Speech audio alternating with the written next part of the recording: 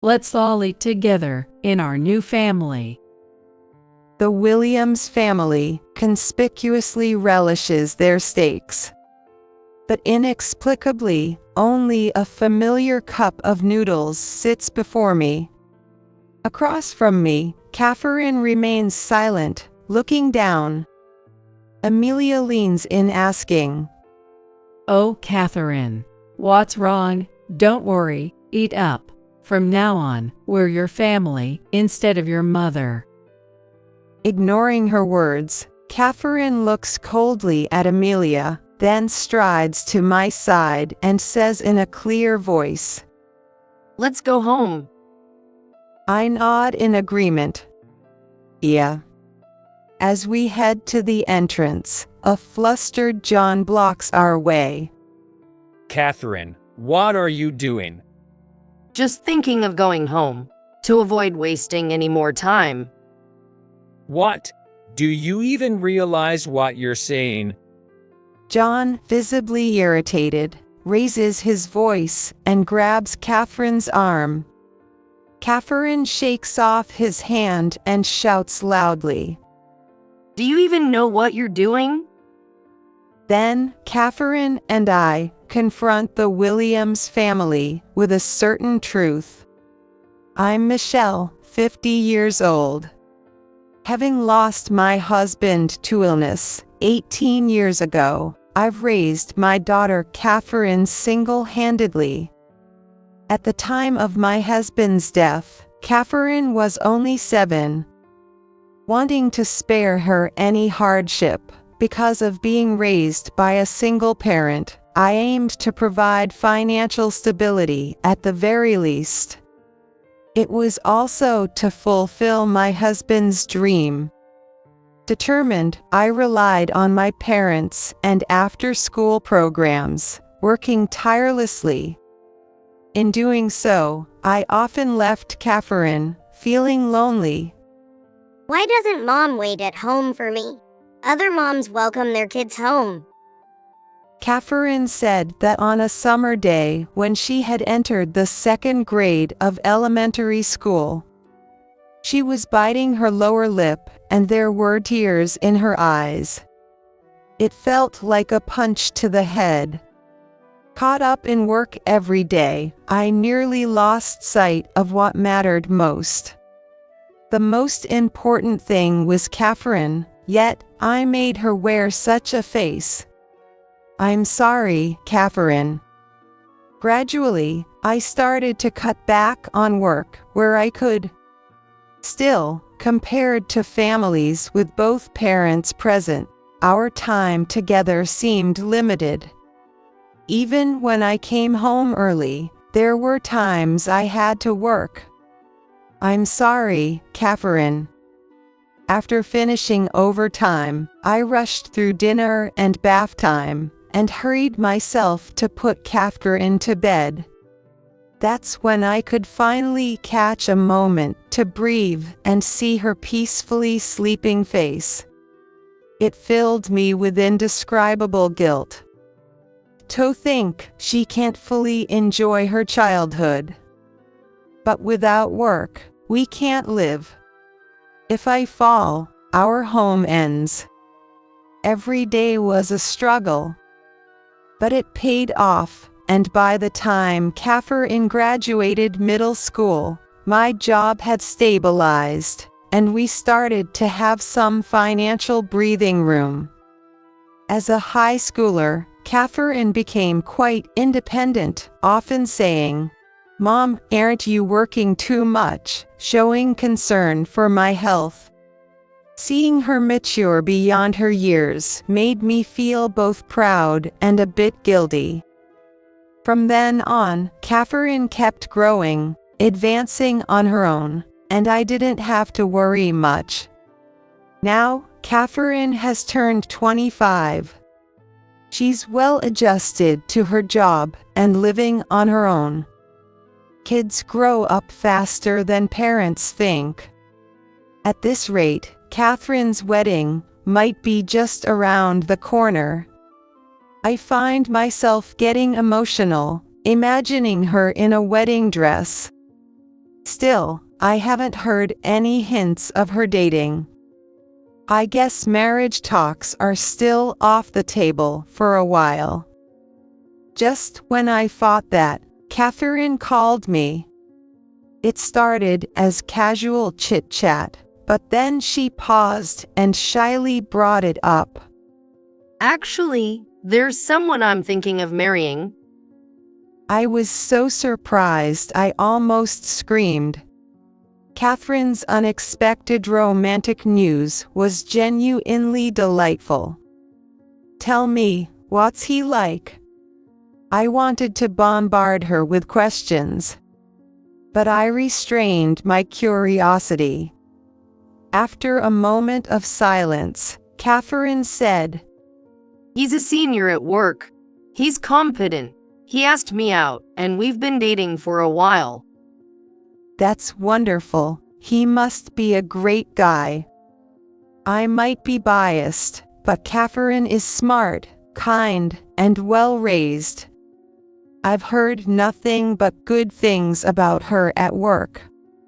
Clients often request her specifically, saying she's thorough and reliable. I felt proud knowing how Catherine does her job earnestly. There's a lot I can learn from him at work. Is that so? Catherine's voice was lively as she spoke about him. I wonder what kind of person he is. Catherine's first boyfriend. I want to know more. But I didn't want to pressure her, so I waited for her to share more in her own time. After a while, she'll probably bring up more about their relationship. That's what I thought as I watched over her. Then, a few weeks after our first conversation, Catherine contacted me again. Sorry for the sudden call, but I want you to meet him sometime. The invitation came much sooner than I expected. I was surprised but thrilled. Wow, I'm so happy. Let me know when. I'll make time. I'm looking forward to it.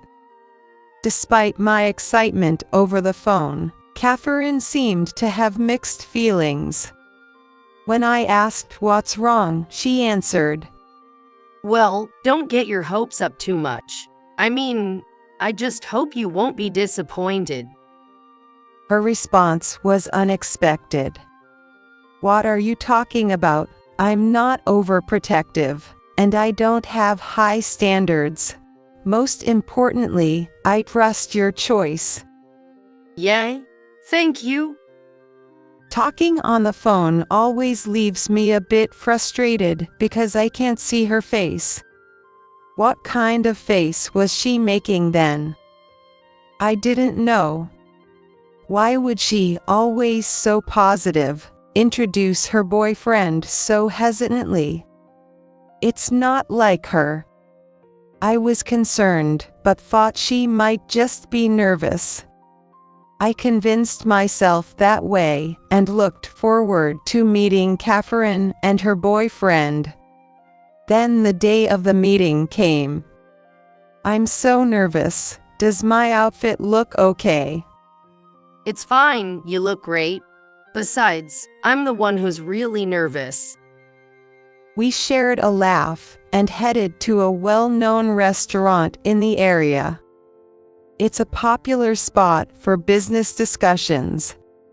Originally, we planned to have a leisurely chat during the weekend. But it turned out he was busy on weekends, so we decided to meet after work. We arrived first, and soon Catherine's boyfriend appeared. Nice to meet you. I'm John. Nice to meet you. I'm Michelle. I'm glad we could meet. When I greeted him, John responded with a smile. His tall, slender figure looked sharp in a well-tailored suit. He had a modern hairstyle, fitting for a man of his age. His friendly approach was exactly that of a promising young salesman. Since Catherine chose him, I felt there was no need for me to intervene. However, having been forewarned about certain things, I was on guard about what kind of person would show up, which left me feeling unexpectedly relieved. He's quite charming. What was Catherine so worried about? Though our relationship is still new, I hope to marry Catherine one day, and meeting you today has been wonderful. I'm glad you reached out. It was reassuring to hear he was serious about their relationship. I was glad to hear that, especially as a mother.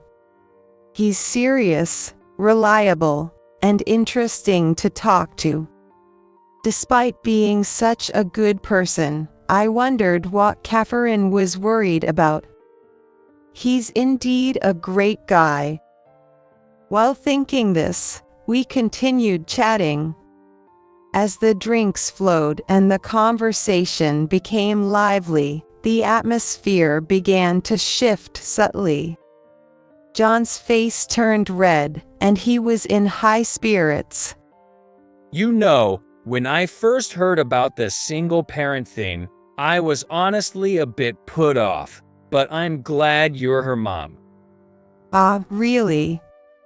I almost dropped my glass. Even though we were drinking, I didn't expect him to be so blunt at our first meeting. I believe my face must have stiffened.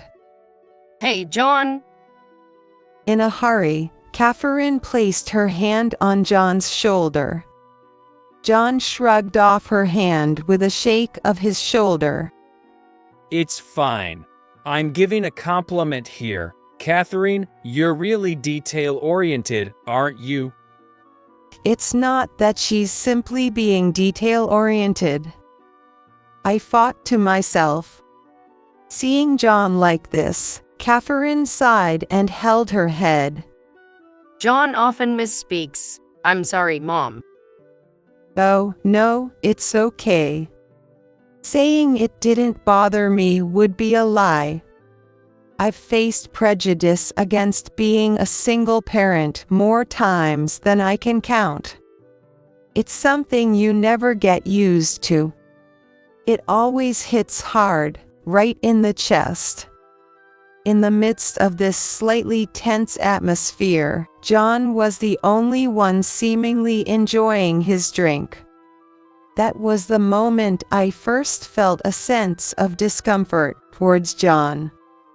At first, I thought he was an impeccable young man. But as the drinks flowed, his words became more and more loose. There were moments that made me want to shake my head in disbelief.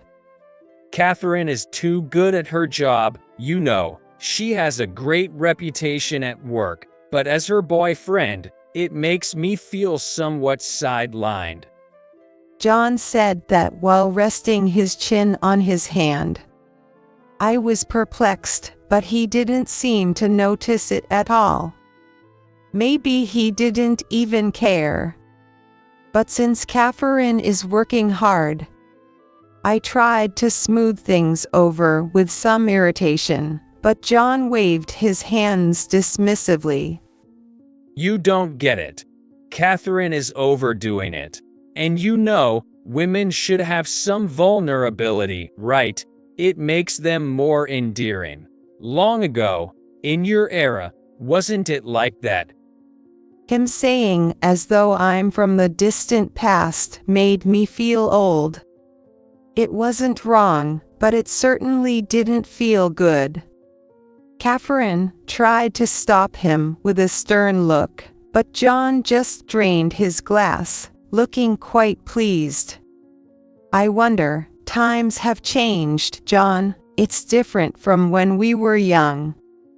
Well, your time was decades ago, right? But still, even today, a woman needs to support her man. By the end of it, I was just bewildered and could only give a wry smile. After returning home, Catherine called to apologize. I'm really sorry, Mom. It's okay, I was happy to meet him. That was the truth.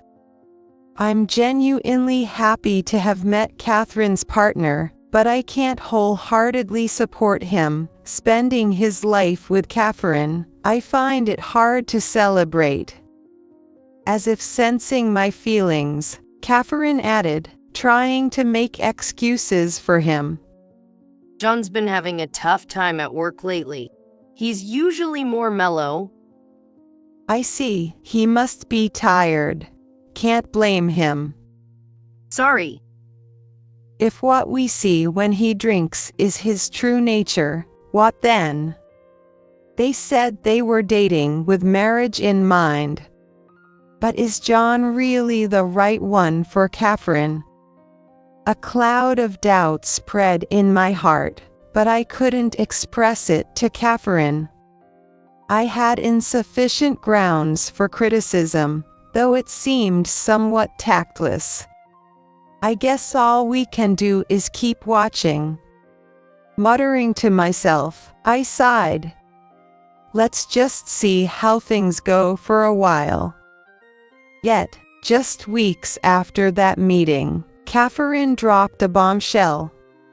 Actually, John proposed to me yesterday, and he wants me to visit his parents' home with you. What, you mean to get married? I almost blurted out, with John, but carefully chose my words. Catherine, do you want to marry John? If it's what she wants, maybe I should accept it. But as a parent, how could I send off my daughter with this unease? I nearly intervened. As I asked nervously, Catherine spoke in a low voice after a few seconds of silence. Well, there's something I haven't told you, Mom. What? After learning the truth from Catherine, I decided to act immediately. For my dear daughter's sake. There was no time for hesitation. And a few days later, Catherine and I visited John's parents' home. I'm so glad you could come. John greeted us as he walked from the nearest station to his family home. Catherine, John, and I then walked towards his family home. Both my parents are really excited about the marriage. They've been eagerly waiting. My mom has thought of Catherine as her own daughter even before meeting her. Despite Catherine saying that marriage is still on hold, John and his parents seem totally on board with the idea. I'm looking forward to meeting them. I braced myself for what was to come and managed a smile. After about a 10-minute walk, we arrived at John's family home. As he said, his parents greeted us with smiles. Well, look at that. What a lovely young lady you are. You must be Catherine. Pleased to meet you. Catherine responded calmly with a smile, but I was taken aback right from the start. Speaking so casually with Catherine in front of me, her mom, on our first meeting. Emilia noticed my stare and gave a forced smile. Hi, you must be Catherine's mother. Michelle, right? Oh, I'm sorry. Was I too presumptuous in front of you? No. As Catherine and I felt uncomfortable, her husband, Lucas, interjected. Well, she's going to be our daughter anyway, so it doesn't matter. Come on, Catherine, come inside. Yes. Excuse us? It seems Lucas works at the same company as John and Catherine. They work in different departments, so that day is their first face-to-face meeting. Both parents are so casual at our first meeting. What kind of people are they? While I was still shocked, John looked at me, puzzled. What's wrong? Come on in, Michelle. Our home is quite nice. You don't have to be shy around here. Was he thinking I was overwhelmed? I wasn't overwhelmed at all. I was just taken aback by his rather unique parents. I never expected them to be so casual with their future daughter-in-law upon the first meeting. Sure, we'll come in. Feeling something simmering inside, I entered the house. The home was as grand and beautiful as they proudly claimed. It might feel different from your home at first, but you'll get used to it, Catherine. Amelia glanced at me and put her arm around Catherine's shoulder. Was she implying that we lived in a shabby home because we were a single-parent family? The house is big, so cleaning is tough, but you'll manage, right, Catherine? You must have done chores growing up in a single-parent home. That's normal, isn't it? Poor thing. I wanted to interject, but held back. Catherine started to say something, but without giving her a chance to respond, Amelia ushered her into the living room. You must be hungry. Sit down, sit down. On the living room table were luxurious-looking steaks for each seat. We ordered from a famous local shop because of your coming, Catherine. Today is a special day. Indeed, the steaks looked expensive. As we were guided to our seats, Catherine and I immediately noticed something amiss. This is... As I pointed to what was prepared in front of my seat, the Williams family all smirked.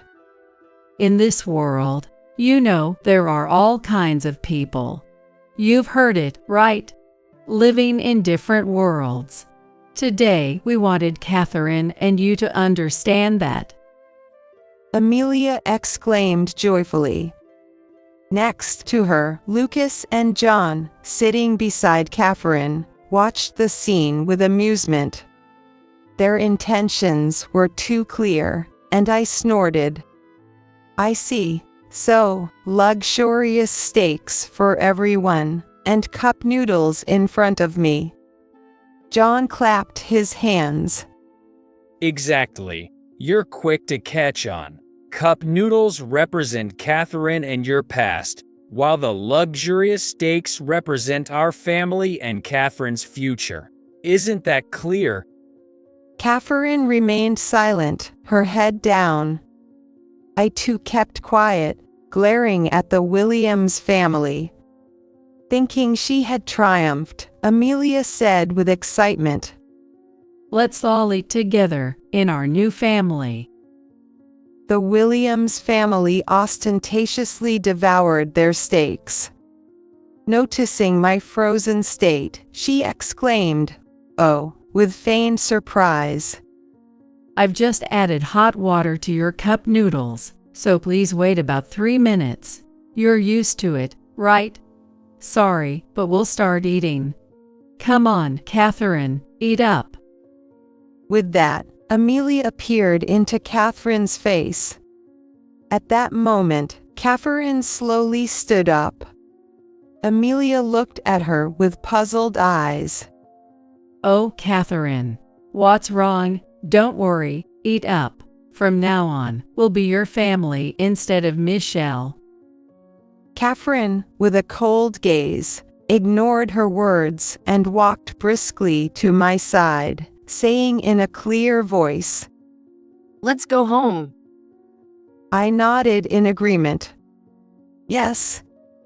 As we headed to the entrance, a flustered John blocked our way. Catherine, what are you doing? We're leaving. There's no need to waste any more time. What? Do you even realize what you're saying? John raised his voice in irritation and grabbed Catherine's arm. Catherine shook off his hand and shouted loudly.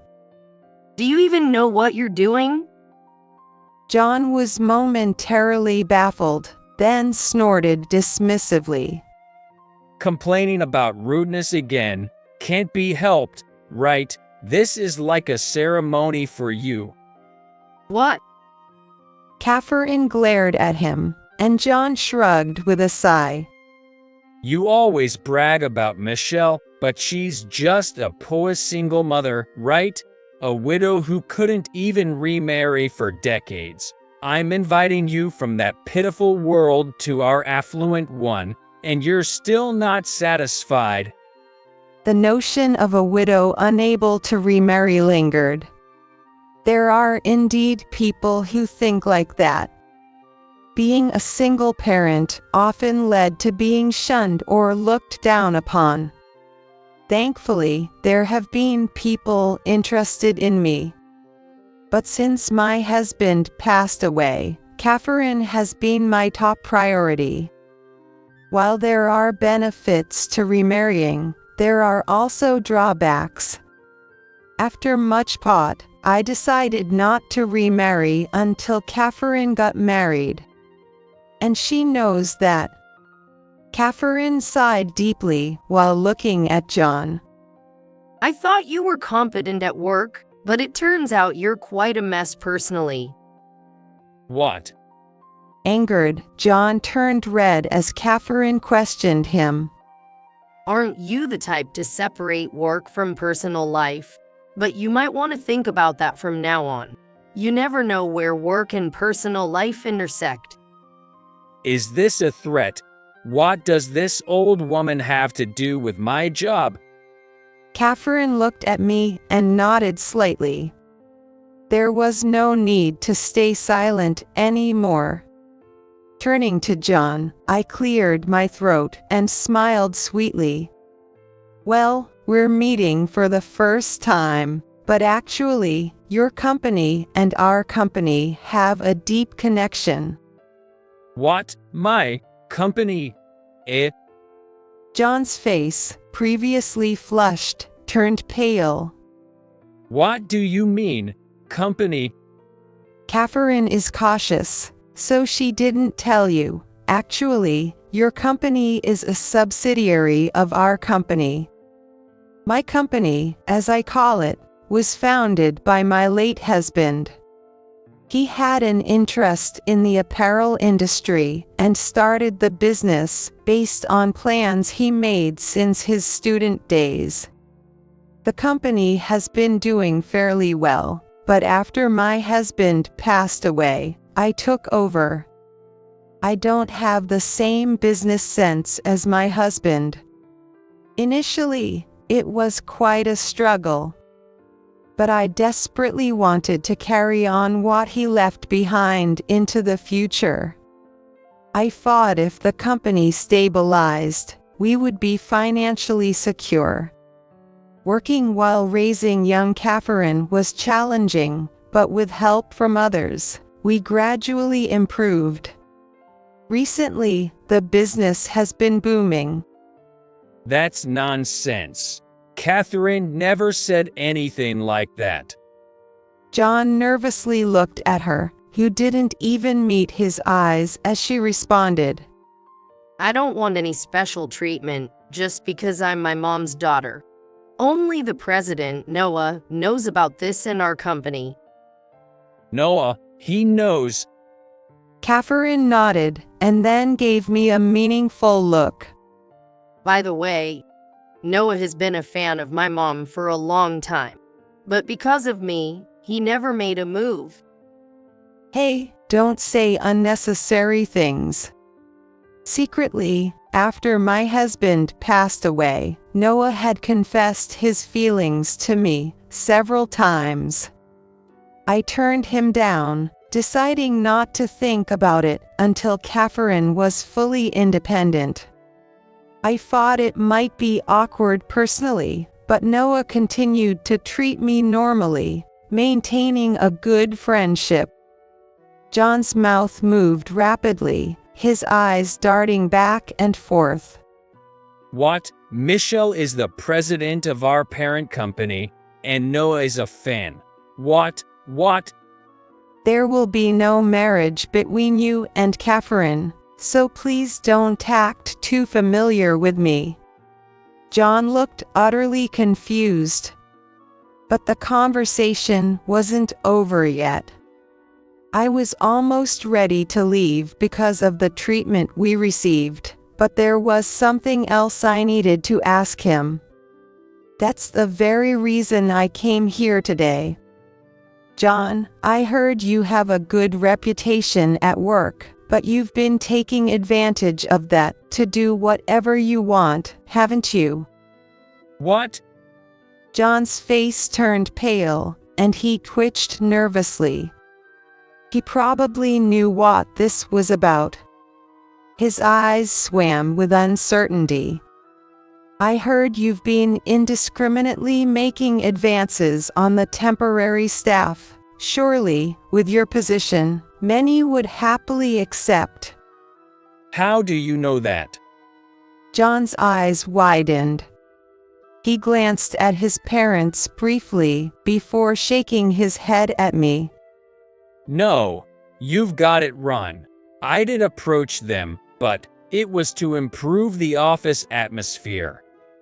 His nervous behavior was suspicious, no matter how you looked at it. It's surprising he could lie so easily. If he made advances on others in this manner, anyone would doubt him. I, too, might have been fooled by John at the first meeting. With such a facade, it's no wonder temporary employees fell for it. Even after that, he still tried making excuses furiously. You made the same excuses to Catherine, didn't you? Because she's honest and serious, she believed you completely. Even though she trusted him, the idea of marriage made her anxious again, and that's when she confided in me.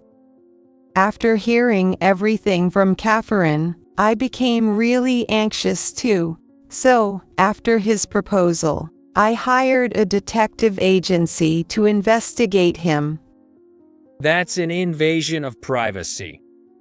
John was completely flustered. But his reaction had said it.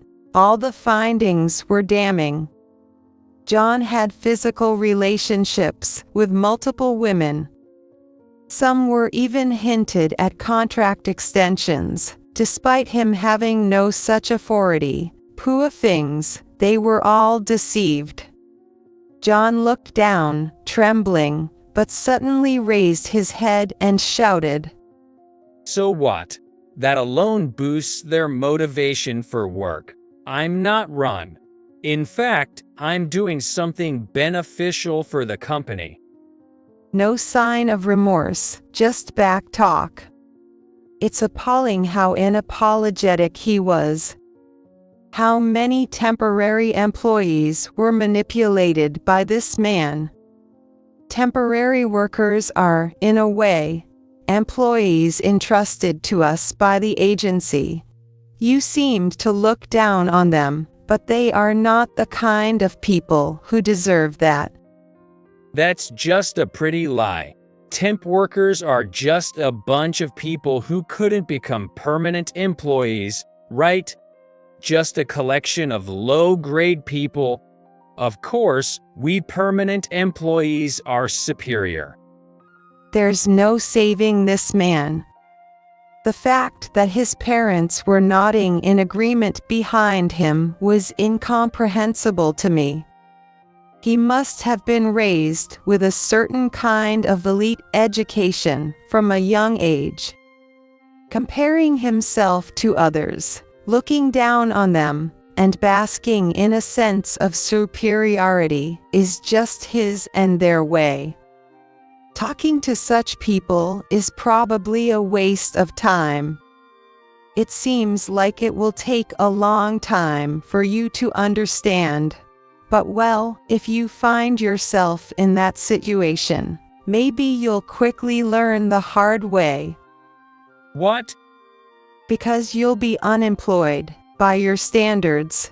You're going to be below a temp worker, right, the lowest of the low. John looked at me with pleading eyes, shaking his head. I don't understand what you mean. Do you think the company will continue to employ you after finding out how you've been treating the temp staff? You're fired, Noah. He was furious. No, wait, that can't be true. Impossible.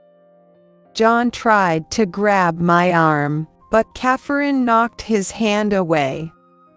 Don't touch my mom with your filthy hands. Different worlds, huh? Good. We don't live in the same vile world as you. No, wait, Catherine.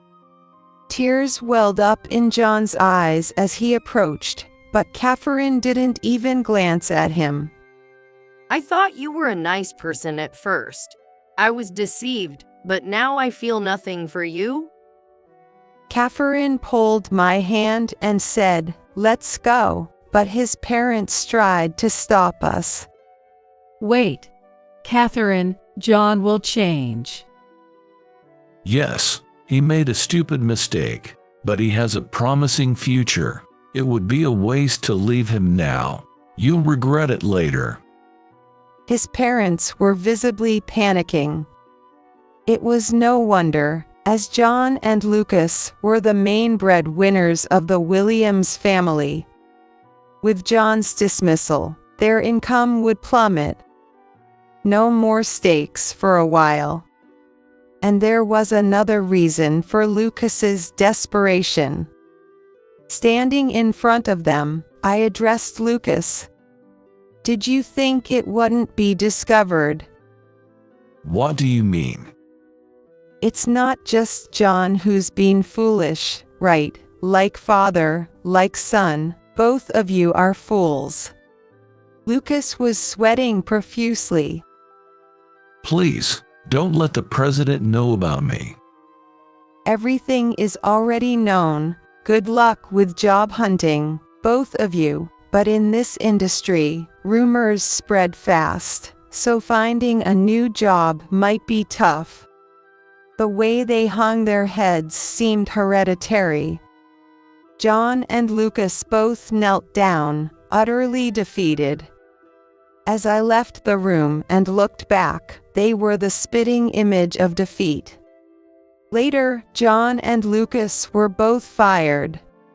It wasn't just the temp worker issue. They were found to have committed various deceptions. Despite being high earners, suddenly becoming unemployed, the two of them saw their living standards plummet to rock bottom. They had to sell their house, and now, the family of three lives in a quite old apartment. Steaks are off the menu for a while. Notably, both John and Lucas were regarded as competent workers, so their dismissal caused quite a stir within the company. I have no interest in John and Lucas's future. My only concern was whether Catherine was shocked by these events. But it seems I needn't have worried. I need to gain more experience. I was deceived because I was inexperienced. She's been actively going out to eat with male colleagues and acquaintances introduced by friends. Despite being my daughter, she's incredibly positive and reliable. That's just like Catherine, I think. As for me, triggered by this incident, Catherine told me she wants me to let go of her. It's odd for me to say this after failing, but if you, Mom, want to marry someone, please do. I'm already 25, so you don't have to hesitate or worry for me. It seems Catherine is still bothered by John's comment about me being an unwed widow. I don't necessarily desire marriage, but the thought of having someone to share my life with is nice. Encouraged by Catherine, if he asks me out again, I might just accept without any excuses. After decades of acquaintance, I believe I could have a happy and peaceful life with him.